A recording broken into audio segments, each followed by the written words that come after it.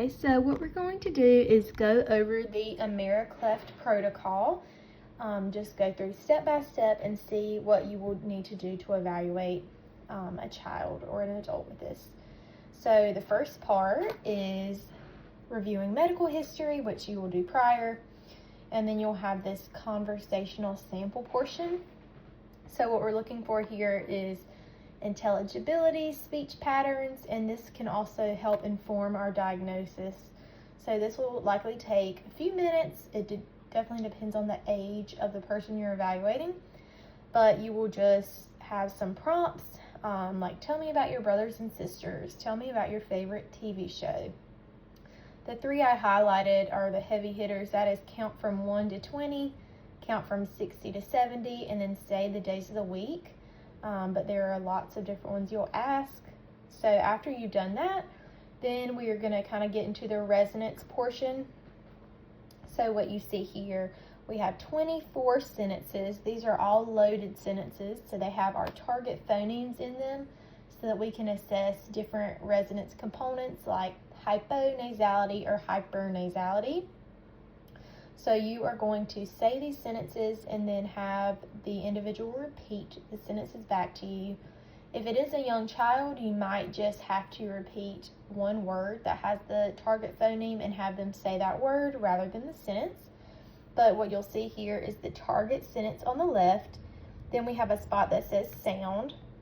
So that's the target sound you are looking for that sentence. So this sentence is Mom and Amy are home. And the target sound is As you see here, we've got initial and final. So we will listen for that initial and that final and those initial and final positions are highlighted. And then after they say the sentence, you will write in the errors. So if they were hyponasal, mom might sound more like bomb. So you will put that in the initial part. And you will just continue doing that for all 24 sentences. And you'll see these gray boxes are located on some of the sentences. That just means that there's no sound in the sentence for that specific position. So in this sentence, the other feather, the final position does not have that target phoneme we're looking for.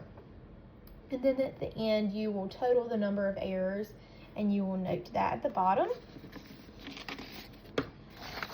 Okay. So next, you'll just circle the speech errors that were noted. So this might be glottal stop, nasal fricative, nasalized consonants. You'll just analyze what you heard and circle that there. As for resonance, so we are going to be listening specifically for that hypernasality and hyponasality during those loaded sentences and in our conversational speech.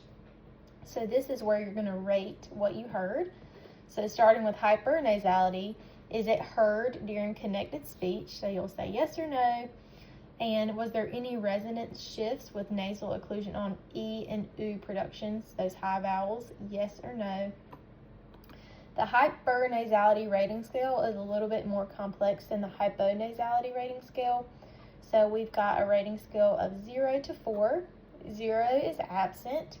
1 is borderline or minimal, so you're not going to really have a large change in intelligibility or anything, but you might hear a little bit of difference, and you'll know it's not normal.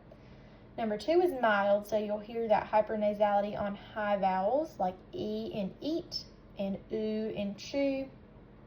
Number 3 is moderate. That is where hypernasality is evident on all vowels, not just those two mentioned for mild. And then severe, you will have increased nasal resonance on vowels and your voice consonants. So that's where your B might sound more like So you're going to note what you heard on a scale of 0 to 4. Then going to hyponasality, the rating scale is a little bit shorter. It goes from 0 to 2. So your nasal consonants are going to sound more oral with hyponasality. You're going to sound stuffed up. So it's going to be either absent, mild, or marked, and you'll just note that. And then lastly, you'll do your nasal emission mirror fog test. So you'll have sentence stimuli and word stimuli, and you will have them repeat that sentence or word. You'll put a dental mirror under their nose to determine whether you heard nasal emission or not.